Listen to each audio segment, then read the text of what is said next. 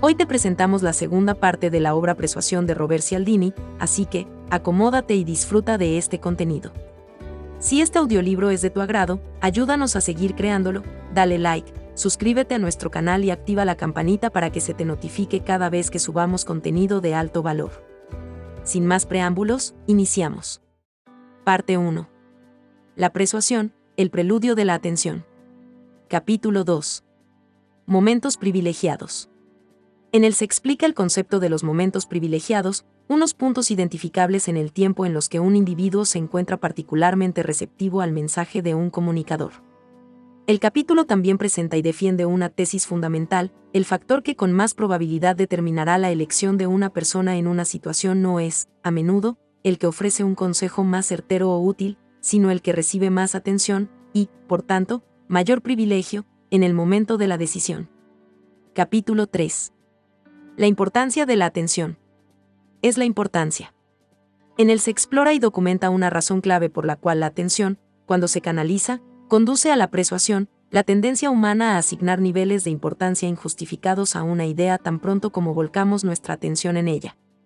El capítulo indaga en los efectos que produce la atención canalizada en tres campos distintos: el trabajo eficaz en el marketing online, las reseñas positivas de los consumidores y las buenas campañas de propaganda de guerra. Capítulo 4. Si es focal, es causal. En él se añade una segunda razón por la que la atención canalizada conduce a la persuasión. Del mismo modo que el enfoque de la atención lleva a percibir de modo distinto la importancia de las cosas, también conduce a distintas percepciones de la causalidad. Si las personas se observan a sí mismas otorgándole una atención especial a algún factor determinado, es más probable que lleguen a entenderlo como una causa. En este capítulo se examinan los resultados del efecto: aquello que es focal se entiende como causal, relacionado con la influencia en ámbitos tales como la elección de los números de la lotería o las confesiones falsas en interrogatorios policiales. Capítulo 5. Los comandantes de la atención 1, los atractores. Si el aumento de la atención ofrece una ventaja persuasiva, hay algunas características de la información que inviten automáticamente a este incremento y que, por tanto, no exijan siquiera un esfuerzo especial por parte del comunicador. El capítulo 5 examina diversos de estos comandantes de la atención: el sexo, la amenaza y lo diferente. Capítulo 6. Los comandantes de la atención 2, los imanes. Aparte de las ventajas de dirigir la atención a un estímulo particular, la capacidad de mantenerla allí produce también un beneficio considerable. El comunicador capaz de mantener a su público concentrado en los elementos favorables de una argumentación conseguirá aumentar las posibilidades de que ésta no se vea desafiada por puntos de vista opuestos, los cuales, en consecuencia, quedarán al margen del entorno de la atención del público. El capítulo 6 abarca algunas clases de información que combinan un poder inicial de atracción con otro permanente: la relevancia personal, lo inconcluso y lo misterioso. Parte 2. Los procesos, el papel de la asociación. Capítulo 7. La primacía de las asociaciones: asocio, luego pienso. Una vez que se ha canalizado la atención hacia un concepto particular, ¿qué es lo que hace que éste lleve a un cambio de respuesta? Toda actividad mental está compuesta por patrones de asociación, y todo intento de influir en los demás, como aquellos que descansan en la persuasión, funcionará solo en la medida en que se activen asociaciones favorables al cambio. El capítulo 7 muestra el modo en que pueden usarse tanto el lenguaje como las imágenes para producir resultados deseables, como mejorar el rendimiento laboral, conseguir evaluaciones personales más positivas y, en un caso especialmente destacable, la liberación de unos rehenes de los talibanes en Afganistán. Capítulo 8. Geografías persuasivas, los lugares y las pistas adecuados. Existe una geografía de la influencia. Del mismo modo que las palabras y las imágenes pueden motivar determinadas asociaciones favorables al cambio, también pueden hacerlo los lugares.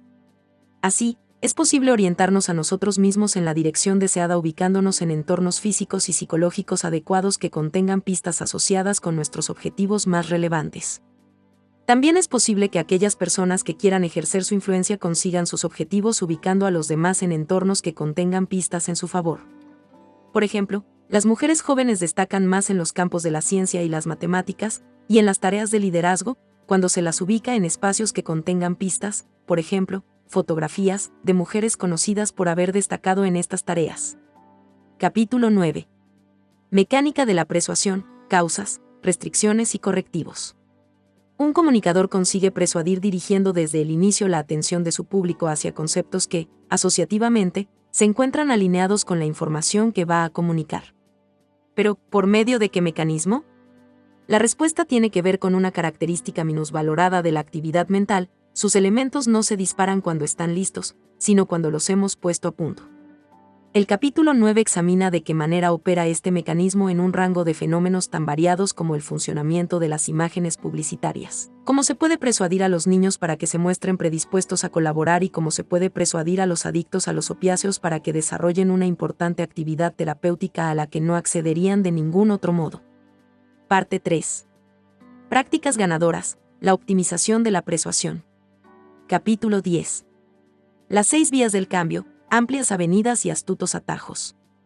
¿Hay algunos conceptos específicos sobre los que debería atraerse la atención del público para alcanzar el mayor efecto de persuasión? La atención tendría que canalizarse hacia alguno de los principios universales de la influencia que traté en mi anterior libro: influencia, la reciprocidad, el gusto o simpatía, el consenso social, la autoridad, la escasez y la coherencia.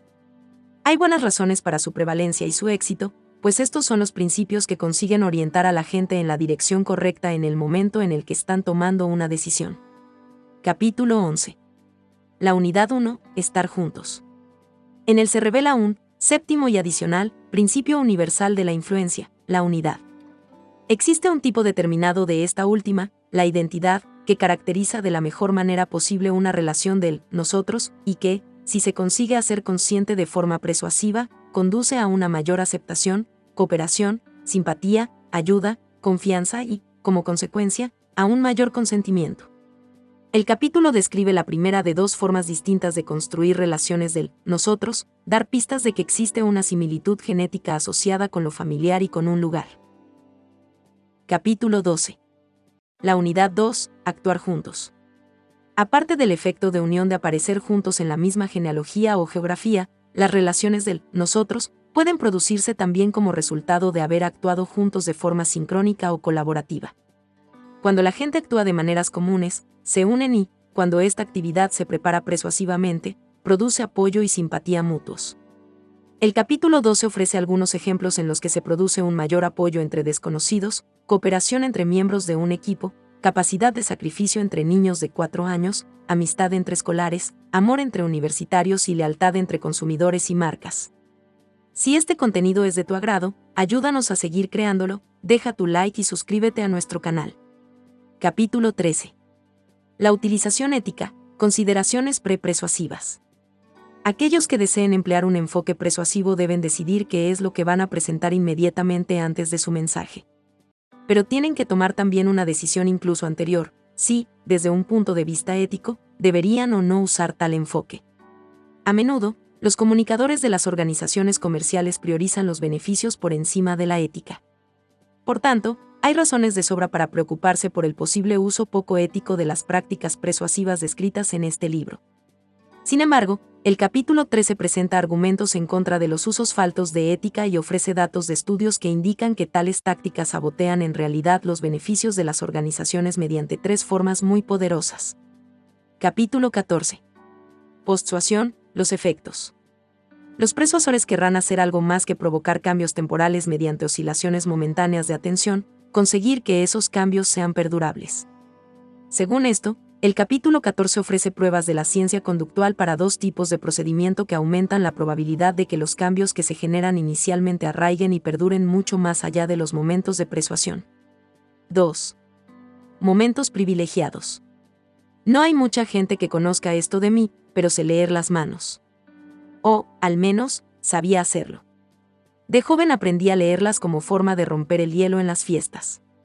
Sin embargo, al final abandoné esta práctica porque tan pronto como terminaba de hacer una lectura se había formado una fila expectante de candidatos a que leyera las suyas, y esto me impedía el acceso a cualquier tipo de conversación interesante y a la mesa del buffet. Pero, durante esos pocos años, hice un descubrimiento notable sobre la información que daba a partir de las palmas de la gente: casi siempre era verdad. Mis compañeros en el proceso, en su mayor parte desconocidos, se quedaban asombrados por lo acertado de mi descripción de sus características. «Eso es verdad», decían. «¿Cómo lo has visto?». Aprendí a fingir una sonrisa de suficiencia para esquivar la pregunta porque, francamente, yo también estaba asombrado. Ahora ya no, pues hay dos explicaciones que permiten entender por qué acertaba tan a menudo. La primera tiene que ver con mecanismos paranormales que solo unos pocos escogidos pueden llegar a dominar por completo, la segunda se relaciona con procesos totalmente normales que cualquiera puede desarrollar. Por una parte, es plausible que exista una conexión de verdad entre los rasgos de una mano humana y el carácter, la historia y el futuro de su portador. Este tipo de explicación suelen ofrecerla los proveedores de diversos sistemas paranormales. Aparte de los aspectos físicos de la propia palma, estos sistemas pueden aplicarse a cualquier cosa, desde alineaciones de las estrellas al aura o a las protuberancias craneales. Por supuesto, esas diferencias resultan cruciales para quienes proclaman la superioridad de, pongamos, las protuberancias sobre las auras para desvelar la verdad. Sin embargo, las diferencias de contenido no importan. Lo que se nos asegura en cada uno de estos casos es que un profesional experto, que emplea información privilegiada del sistema, puede leer nuestra personalidad, nuestro pasado y nuestro futuro. Dudo que mis hazañas en el campo de la lectura de manos puedan interpretarse en términos paranormales. Cuando se los somete a un atento escrutinio, estos sistemas se desploman. Durante mi periodo como quiromántico, fui descubriendo indicaciones inconfundibles de que había algo equivocado en los métodos paranormales para caracterizar a las personas. Sentía curiosidad por mi propio éxito como lector de manos y puse a prueba algunos de los elementos del sistema. A veces leía la línea del corazón como si fuera la de la cabeza y cosas así. Ninguna de las alteraciones que introduje en unas prácticas que están estrictamente especificadas provocó ninguna diferencia en mi nivel de éxito. Siguiera o violara el procedimiento para desvelar, por ejemplo, la presencia de una zona secreta de inseguridad entre mis sujetos, estos respondían de forma invariable con el mismo gesto de asentimiento culpable. Una tarde en concreto, me sentía fuera de lugar en una fiesta en una casa en la que no conocía a casi nadie. Como la interacción social con desconocidos es una de mis zonas secretas de inseguridad, empecé a practicar la quiromancia con la gente como forma de integrarme. Llegué a leer incluso 2 veces la mano al dueño de la casa, una al principio de la noche y otra cuando volvió, un par de horas y varias copas después, queriendo saber más cosas. A mitad de la primera lectura le eché hacia atrás el dedo gordo y le dije, «Sabes, veo que eres un hombre bastante cabezota». En la segunda, hice el mismo movimiento y le dije, «Sabes, veo que eres un hombre bastante flexible». Después de cada una de estas descripciones opuestas, se quedó pensativo un segundo y admitió que había acertado completamente como era en realidad. ¿Qué estaba pasando? ¿Cómo era posible que mis lecturas parecieran acertadas con independencia de lo que, sin razón alguna, afirmara haber visto?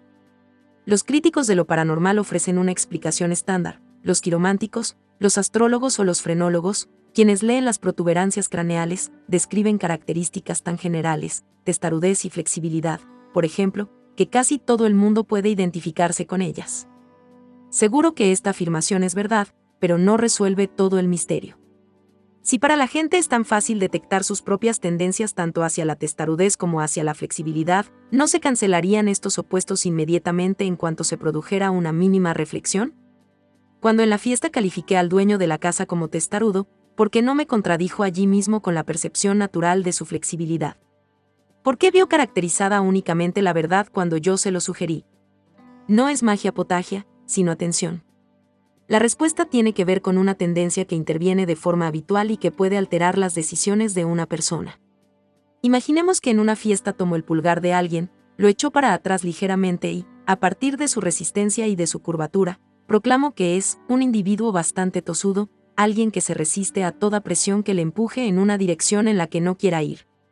Habré centrado su atención hacia el rasgo de la tosudez, encaminándole hacia un canal psicológico que he construido injustamente para confirmar mi juicio. El modo de funcionamiento sería el siguiente: para comprobar si tengo razón, empezaríamos a rebuscar de forma automática entre nuestros recuerdos todas aquellas veces que hayamos actuado de forma cabezota, y solo esas, y casi con seguridad encontraríamos algún ejemplo disponible, puesto que mostrarse terco cuando se está bajo presión es un defecto habitual. Y si siguiéramos ampliando esta búsqueda sesgada, encontraríamos otras situaciones similares. Con un destello de reconocimiento, levantaríamos el rostro y admitiríamos que estoy en lo cierto. Ahora imaginemos que, en vez de lo anterior, mi descripción ha sido la de un individuo bastante flexible, alguien que, al conocer nueva información, tiene la capacidad de tomarla en consideración y ajustar su postura. Entonces habría atraído su atención en la dirección opuesta, empujándole por un canal distinto y amañado para que encontremos ocasiones en su pasado en las que hemos dado la bienvenida al cambio. Como resultado, lo más probable es que levantáramos la vista de esos recuerdos igualmente sesgados y declaráramos que he acertado por completo acerca de la flexibilidad fundamental. Hay una razón muy humana que explica por qué es tan probable que caigamos en esta trampa.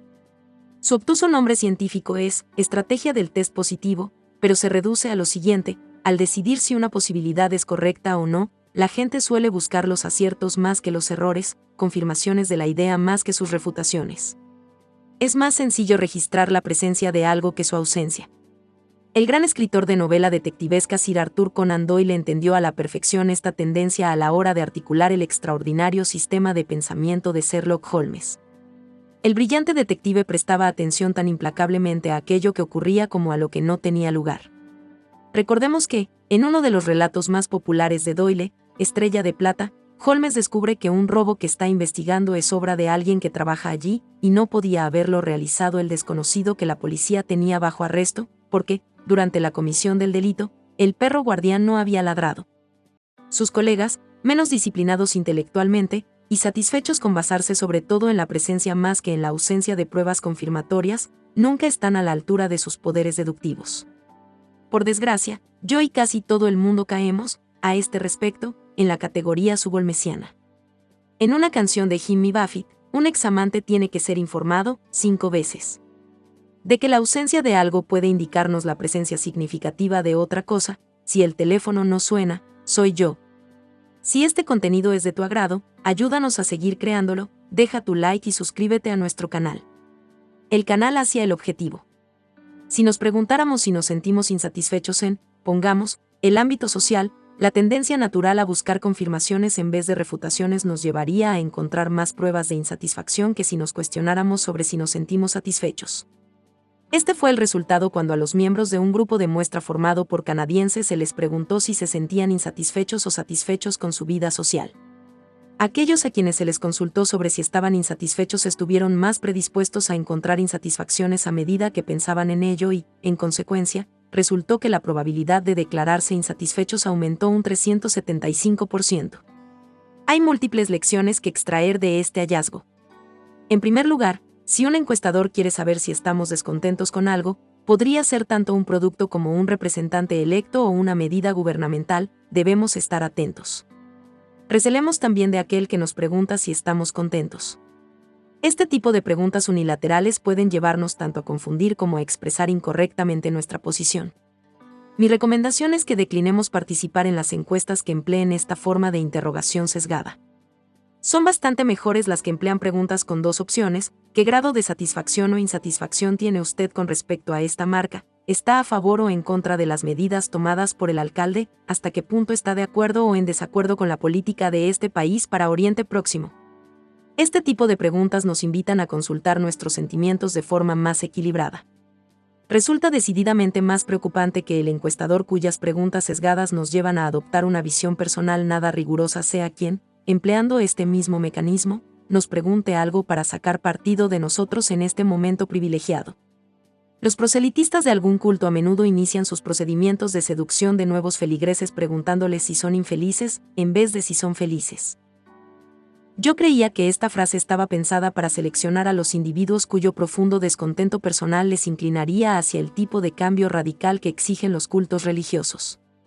Pero ahora estoy convencido de que la pregunta, ¿te sientes infeliz?, es algo más que un mecanismo de filtrado. Es también un método de reclutamiento que truca la baraja haciendo que la gente se centre, en exceso, en sus insatisfacciones. La verdad es que estos cultos no desean tener entre sus filas a gente insatisfecha, lo que buscan son, básicamente, individuos bien dispuestos cuyo estilo positivo y entusiasta pueda ponerse al servicio de los intereses del culto. Tal como muestran los resultados del estudio canadiense, cuando se aborda a la gente con una pregunta formulada con la intención de que haga recuento de sus insatisfacciones, ésta se vuelve más proclive a describirse a sí misma como infeliz. Y en ese momento arteramente preparado, y justo después de esa admisión, el creador de momentos está adiestrado para asestar su golpe. Bueno, si no es feliz, ¿querrá cambiar? No. Sin duda, las tácticas de captación religiosa pueden ofrecernos anécdotas provocadoras. Pero se sabe que los miembros de estos cultos, captadores incluidos, son proclives a caer en el autoengaño, quizá también se estén engañando a sí mismos con respecto a la eficacia de esta práctica en particular. ¿Cuál es la prueba irrefutable de que la preparación de un momento privilegiado como este conduce a algo más que a formarse una visión de uno mismo alterada de forma temporal e inconsecuente? ¿Podría un persuasor emplear ese momento para cambiar la disposición de otra persona a conceder o proveernos de algo con valor real? Los profesionales de la venta valoran enormemente la información sobre el consumidor.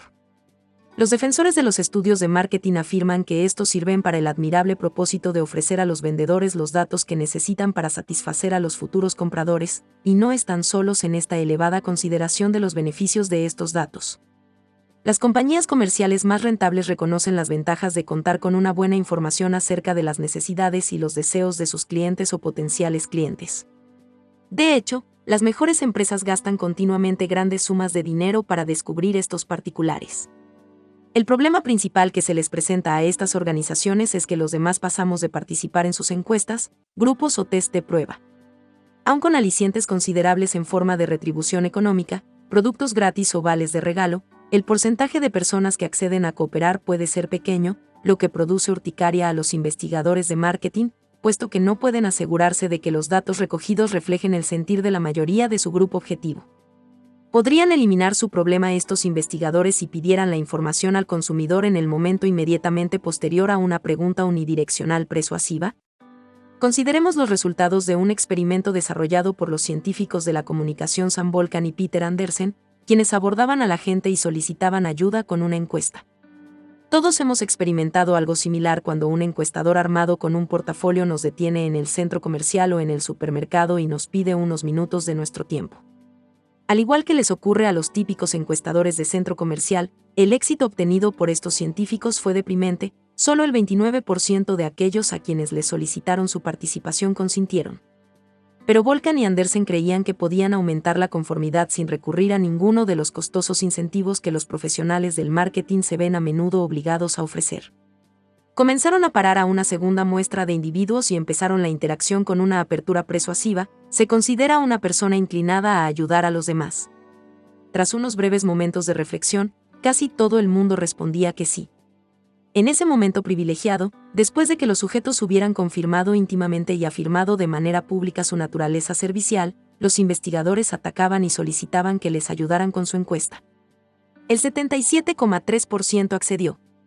En el capítulo 10 exploraremos el particular mecanismo psicológico, el anhelo de coherencia, que lleva a la gente a ser el doble de proclive a acceder en estas circunstancias. Pero, por ahora, extraigamos otra conclusión, que es una de las principales tesis de este libro: con frecuencia el factor que con mayor probabilidad determinará las elecciones de una persona en una situación concreta no es aquel que aconseje el proceder más sabio, sino hacia el cual se ha llamado ante su atención, y, por tanto, se ha privilegiado. Reconocer esto nos permite reflexionar de modo totalmente distinto sobre el proceso de la influencia. Durante la mayor parte de los más de 30 años que llevo estudiando las diversas formas mediante las cuales las personas pueden ser persuadidas para elegir y cambiar, mi pensamiento ha estado gobernado por el modelo científico dominante de la influencia social, que aconseja lo siguiente: si deseas modificar el comportamiento de otra persona, deberás cambiar en primer lugar alguna característica de ella para que se adecue al nuevo comportamiento. Si queremos convencer a alguien de que adquiera algo que no le resulta familiar, por ejemplo, un refresco nuevo, deberíamos aplicarnos en transformar sus creencias, actitudes o experiencias de modo que éstas le hagan desear comprar el producto. Podríamos intentar transformar sus creencias acerca del refresco informándole de que es la nueva bebida de más rápido crecimiento en el mercado, cambiar su actitud conectándola con algún famoso adorado por el público, o transformar su experiencia de la bebida ofreciéndole muestras gratis en el supermercado. A pesar de que hay una gran abundancia de pruebas que muestran que este enfoque funciona, hoy está claro que hay un modelo alternativo de influencia social que ofrece una ruta diferente al éxito en la persuasión. ¿Somos lo bastante atrevidos para tomar en consideración un modelo de influencia revolucionario? Según este enfoque no tradicional de canalizar la atención, para obtener la acción deseada no es necesario alterar las creencias, actitudes o experiencias de una persona. Tampoco hace falta alterar nada en absoluto, salvo aquello que tiene mayor importancia en la mente de esa persona en el momento de tomar la decisión. En el ejemplo del nuevo refresco podría tratarse del hecho de que, en el pasado, haya estado dispuesta a considerar otras posibilidades. En una ampliación de la investigación de Volkan y Andersen pueden encontrarse precisamente pruebas sobre este proceso, que demuestra que un profesional de las ventas podría aumentar de manera considerable las posibilidades de encontrar participantes para sus encuestas si empezara con una apertura persuasiva, preguntándoles si se consideran dispuestos a ayudar a los demás. En una investigación paralela, los dos científicos descubrieron que también era posible aumentar la buena disposición a probar un producto desconocido si empezaban con una apertura persuasiva similar. Esta vez les preguntaban si se consideraban atrevidos. El producto era un nuevo refresco y las personas tenían que dar su correo electrónico para recibir las instrucciones sobre cómo conseguir una muestra gratis. A la mitad les abordaron preguntándoles si querían dar su dirección de correo para este propósito. La mayoría se mostró reticente y solo el 33% dio sus datos de contacto voluntariamente. A los otros sujetos se les preguntó al inicio, ¿te consideras alguien atrevido a quien le gusta probar cosas nuevas? Casi todos contestaron que sí, después de ello el 75,7% proporcionó su dirección de correo. Si este contenido es de tu agrado, ayúdanos a seguir creándolo, deja tu like y suscríbete a nuestro canal. Dos detalles de estos hallazgos me parecen especialmente dignos de mención. En primer lugar, de los sujetos a quienes se les preguntó si se consideraban atrevidos, el 97%, 70 de 72, respondió de forma afirmativa. La idea de que casi todo el mundo se caracterice como alguien atrevido es absurda. Aún así, cuando se les lanza la pregunta unívoca sobre si encajan en esta categoría, la gente se apunta casi invariablemente. Tal es el poder de la estrategia del test positivo y de la perspectiva miope que crea.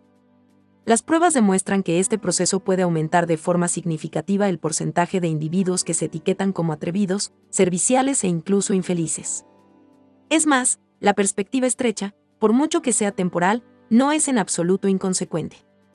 Durante un momento privilegiado para la persuasión, convierte a estos individuos en enormemente vulnerables a las peticiones que se alinean con ello, tal como atestiguan los datos de los investigadores y de los proselitistas religiosos. El otro elemento digno de reseñar del experimento del refresco no es que una sencilla pregunta desvíe a tanta gente hacia una elección particular, sino que pueda derivar a tantos de ellos hacia una elección en potencia peligrosa. En los últimos años, si hay algo que los expertos nos han advertido es que debemos estar alerta por si nos abrimos a algún individuo sin escrúpulos que pueda bombardear nuestros ordenadores con spam, infectarlo con virus destructivos o hackearlos para golpearnos con la extendida miseria del robo de identidad. Por supuesto, para ser justos, debe reconocerse que es poco probable que a los usuarios experimentados y con criterio los engañen algunas de las ofertas electrónicas que reciben. Yo mismo, por ejemplo, me he sentido halagado al descubrir a partir de una serie de insistentes mensajes de internet que hay un montón de prostitutas vírgenes ucranianas que desean conocerme, y que, en caso de que eso no fuera posible, pueden conseguirme un descuento notable en cartuchos de impresora recargables. Dejando esta particular excepción aparte, se nos ha advertido insistentemente que observemos con escepticismo la autenticidad de estos requerimientos. Por supuesto, dada toda la publicidad negativa referente a los fraudes electrónicos, tiene mucho sentido que 2/3 del primer grupo de Volkan y Andersen declinaran la petición de dar sus correos electrónicos. Después de todo, quien les abordaba sin presentación ni invitación previa era un desconocido. Las circunstancias llamaban a la prudencia. Lo que resulta significativo es que estas circunstancias eran igual de pertinentes para todos aquellos individuos, el 75,6% en el segundo grupo de Volkan y Andersen, que, tras haber sido orientados hacia su faceta atrevida por la pregunta unívoca inicial, ignoraban toda precaución y se abalanzaban a toda prisa a una elección que era, en potencia, poco sensata.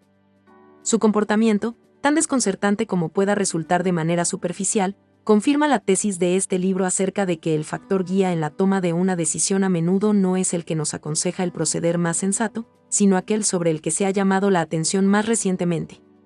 Pero, ¿por qué? La pregunta tiene que ver con la crueldad de la atención orientada, que no solo destaca los aspectos prominentes de la situación, sino que también suprime todos los que compiten con ellos, hasta los que son cruciales.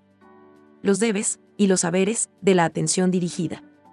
En inglés, prestar atención, se dice pay attention, literalmente, pagar atención, lo que implica que todo el proceso supone un coste. Las investigaciones del funcionamiento cognitivo nos muestran cuál es la factura. Cuando se presta atención a algo, el precio que se paga es la pérdida de atención sobre otra cosa.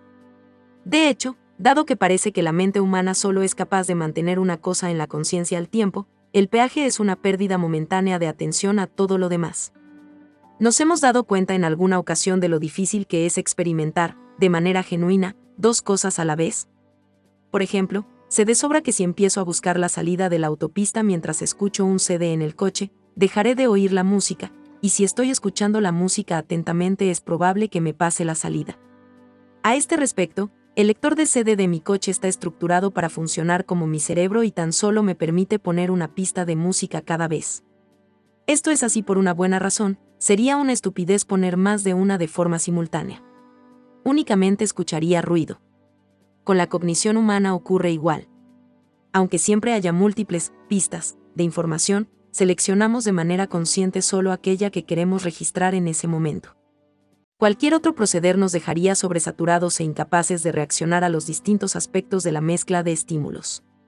Lo mejor que podemos hacer para manejar múltiples canales de información es atender alternativamente a cada uno de ellos, abriendo y cerrando la puerta de nuestra plena conciencia a ambos por turnos. Esta habilidad nos permite la multitarea, la capacidad de atender a diversas actividades en el mismo espacio temporal, por ejemplo, hablar por teléfono mientras leemos un correo electrónico. Aunque pueda parecer que nos estamos concentrando en más de una cosa a la vez, se trata de una ilusión. Lo único que hacemos es alternar nuestra atención muy deprisa. Sin embargo, del mismo modo que prestar atención supone un coste, alternarla también tiene su factura. En estos cambios de atención experimentamos, durante aproximadamente medio segundo, un punto muerto mental llamado parpadeo atencional, en el que dejamos de registrar de manera consciente la nueva información. Por esa razón, me molesta mucho interactuar con un individuo que está intentando hacer otra cosa al mismo tiempo. ¿Alguna vez hemos hablado por teléfono con una persona que notamos que está realizando otra tarea, quizá porque se oye como pasa las páginas de un periódico o teclea el ordenador? Lo detesto. Me demuestra que mi interlocutor está dispuesto a perder el contacto con la información que le estoy ofreciendo para tomar contacto con otra. Siempre me parece una forma de degradación. Me indica que mi interacción se considera relativamente poco importante. Pero no es solo a mí a quien se pone sobre aviso. También notifica lo mismo a mi interlocutor, porque la gente cree, correctamente, que aquello que eligen atender o que escogen desatender, refleja a que le están dando valor en ese momento. Aquí se halla el quid del proceso de influencia. Todo aquello que hagamos para favorecer que la gente preste atención a algo, una idea, una persona, un objeto, provocará que esa cosa les parezca más importante de lo que era antes. Pensemos, por ejemplo, en un mecanismo que empleaba el reconocido psicoterapeuta Milton Erickson cuando trataba con pacientes que, durante el tratamiento, habían desestimado algo que Erickson creía crucial para su progreso. Quizá el error de elección sea también una forma de elección personal. En vez de provocar una mayor resistencia alzando la voz, cuando quería volver a plantear su argumento procedía del modo contrario. Fiel a su reputación como magistral creador de momentos, el Dr. Erickson esperaba a que un camión empezara a subir la colina que había junto a la ventana de su oficina. Y entonces, acompasando su reintroducción de la perspectiva crucial para que coincidiera con el momento más ruidoso, bajaba la voz. Para oír lo que decía Erickson, los pacientes tenían que inclinarse hacia adelante, hacia la información, una señal corporal de atención e interés intensos. Cuando se le preguntaba por esta táctica, Erickson, famoso por orquestar los elementos no verbales de la terapia eficaz, atribuía su éxito a la postura inclinada hacia el que adoptaban los pacientes cuando intentaban escuchar la información que él quería que vieran que era importante. Aunque es muy instructiva, no tenemos que depender solo de esta anécdota particular para obtener pruebas de que la gente da más importancia a las cosas hacia las cuales ellos mismos creen que han elegido avanzar y, así, numerosas investigaciones demuestran que reducir la distancia ante un objeto hace que parezca que éste merece más la pena. Tampoco tenemos que buscar muy lejos para ver cómo esta tendencia automática puede afectar el proceso de influencia. En uno de los estudios, a los compradores potenciales que únicamente se visualizaron a sí mismos acercándose, y no alejándose, a un expositor de un snacks concreto, este resultó gustarles más y estuvieron dispuestos a pagar hasta 4 veces su precio para hacerse con él. Además de arreglárnoslas para que los otros se orienten hacia determinados mensajes y productos, hay muchas otras formas de que los comunicadores consigan que su público destine una atención particular y, como consecuencia, una importancia especial a una idea o un objeto. Tal como veremos a continuación, las implicaciones del acto de la persuasión son considerables. Te invitamos a seguir viendo el resto del contenido de este audiolibro en el siguiente video. Si esta parte fue de tu agrado, ayúdanos a seguir creándolo, dale like, suscríbete a nuestro canal y activa la campanita para que se te notifique cada vez que subamos contenido de alto valor.